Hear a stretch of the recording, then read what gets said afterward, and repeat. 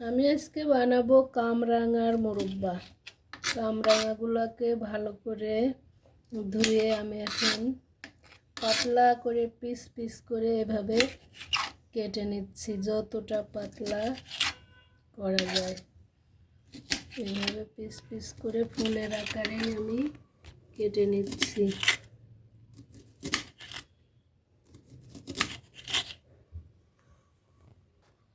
আমি এখন কড়াইতে কামরাঙাগুলোকে হালকা ভাপ দিয়ে নেব।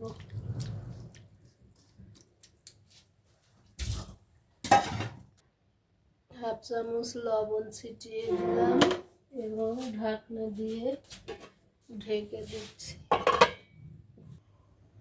আমি এখন শিরা তৈরি করার জন্য 1 কাপ চিনি দিয়ে দিচ্ছি এবং সাথে 1 কাপ পানি দিয়ে দেব।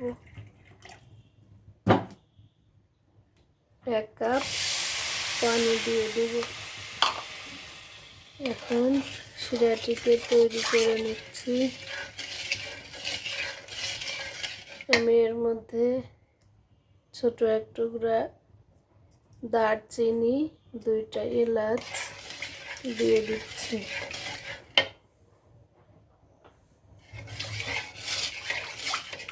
চিনি শিরাটি ঘন হয়ে আসলে তারপরে আমি ভাপিয়ে রাখা কামরাঙাগুলোকে দিয়ে দেব। চিনি শিরাটি এইভাবে একটু ঘন হয়ে আসলে আমি এখন ভাপ দিয়ে রাখা কামরাঙাগুলিকে এর মধ্যে দিয়ে দেব। পানি ঝরিয়ে নিয়েছি।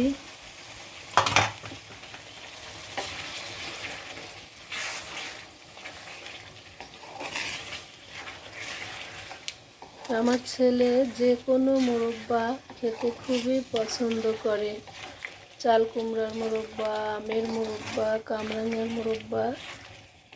তাই আমি কামরাঙার মোরব্বাটা তৈরি করছি।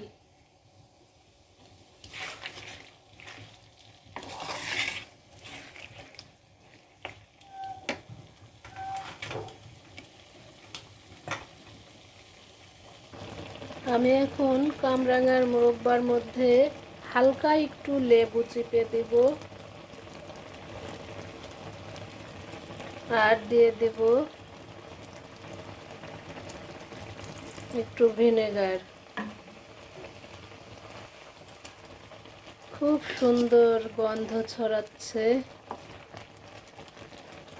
এই পানিটা শুকিয়ে আসলেই তৈরি হয়ে যাবে কামরাঙার মোরব্বা।